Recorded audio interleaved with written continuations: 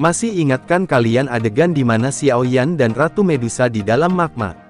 Sebuah adegan yang diharapkan semua orang akan muncul. Soalnya, dalam trailernya, mereka sudah menampilkan cuplikan ini. Tapi akhirnya dihapus oleh pihak studionya. Kemungkinan, 4 adegan ini juga tidak bakalan muncul cuy. Soalnya adegan-adegan ini sedikit sensitif juga sih alias 18 tahun ke atas. Dimana, banyak juga anak-anak yang menonton Donghua ini. Lalu, adegan apa saja itu? Mari kita bahas. Adegan pertama, mungkin tidak akan lama lagi akan muncul. Ketika Xiao Yan dan Sun Er bertemu pertama kali di dataran tengah. Tepatnya, ketika kelompok Sun Er mengusir lembah sungai es dan pelindung Wu dari klan Ye. Malamnya, saat Sun Er memasuki kamar Xiao Yan. Niatnya sih untuk memberikan gulungan segel dewa klan Gu pada Xiao Yan. Namun setelah mereka berdua berbincang lama sampai mulut berbusa, Sun Er tiba-tiba bersandar pada bahu Xiao Yan dan berkata, "Kakak Xiao Yan, Sun Er benar-benar merindukanmu selama ini." Nah, si Bang Oyen akhirnya mengambil kesempatan tuh. Tangan kanannya memeluk erat pinggang Sun Er. Sementara tangan kirinya bergerak kemana-mana anjir. Bahkan sampai menyentuh gunung kembar. Ini membuat Sun Er mendesah. Mendengar desahan Sun Er, Bang Oyen jadi tambah semangat kan. Akhirnya, tanpa sadar setengah pakaian Sun Er telah dilucuti. Namun itu hanya sekedar semisi, karena dua tetua yang mengikuti Sun Er buru-buru memanggil dari luar kamar dan membuat mereka akhirnya pulih. Kalau kalian penasaran, bisa baca novelnya di chapter 1111-1112. Adegan kedua, membantu Qinglin mengeluarkan racun pengikis jantung Kaisar Piton. Xiao Yan menyuruh Qinglin melepaskan pakaiannya dan memasuki kolam kecil yang telah diisi oleh ramuan obat. Bahkan akan ada adegan di mana Qinglin tidak sadar karena ular surgawi kuno merasuki pikirannya. Dia mengamuk saat keluar dari kolam. Namun karena Xiao Yan tiba-tiba berteriak dan menyadarkan Qinglin, roh ular surgawi kuno akhirnya menghilang. Dan tubuh Qinglin yang tanpa busana akhirnya jatuh dari udara. Nah, Xiao Yan buru-buru tuh menangkap tubuh Qinglin. Kebayangkan gimana raut wajah Qinglin saat tubuhnya yang tanpa busana ditangkap oleh Xiao Yan. Kalau kamu penasaran, baca aja novelnya di chapter 1273. Adegan ketiga, membantu Yun Yun menghancurkan segel Douqi di dalam tubuhnya di Sekte Bunga.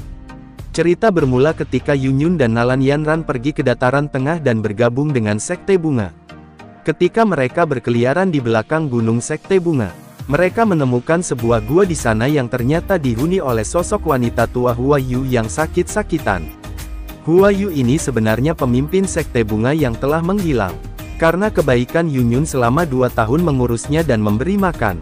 Pada saat akhir hidupnya, Hua Yu menggunakan teknik aneh tanpa menjelaskan apapun untuk menyegel semua Douqi-nya di dalam tubuh Yun Yun dan bahkan memberinya tablet batu giok dan memintanya untuk menjadi pemimpin Sekte Bunga. Nah, setelah Xiao Yan membantu Yun Yun menjadi pemimpin Sekte Bunga. Sebelum dia pergi, dia juga membantu Yun Yun untuk memecahkan segel.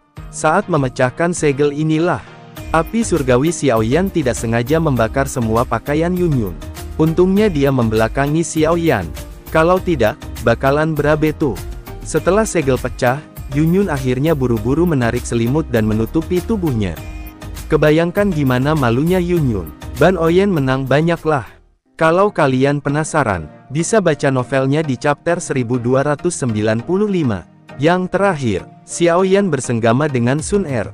Adegan ini tepat ketika Xiao Yan dan Sun Er terjebak di alam api iblis.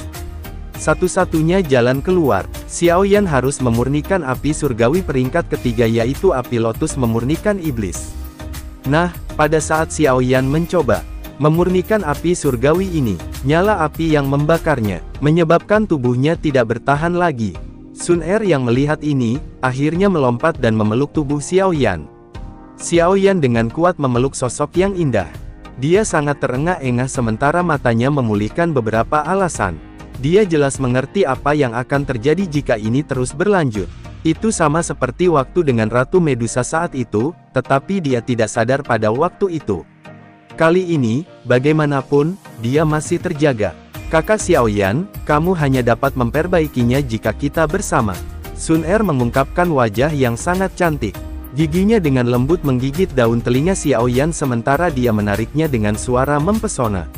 Kata-kata lembut itu akhirnya menyebabkan mata Xiaoyan berubah menjadi merah terang. Dia mengeluarkan raungan seperti binatang rendah. Dengan suara yang merobek, pakaian Sur-Er secara liar terkoyak sebelum berubah menjadi abu karena suhu tinggi. Suasana romantis segera menutupi alam api iblis. Di sini, Xiaoyan dan Sun-Er sudah berada di level Doseng, jadi meskipun mereka melakukan hubungan senggama, itu tidak lagi mempengaruhi garis keturunan Doudi di tubuh Sun-Er. Jika kalian penasaran, kalian bisa baca novelnya di chapter 1521-1522. Nah, adegan mana yang paling kalian tunggu?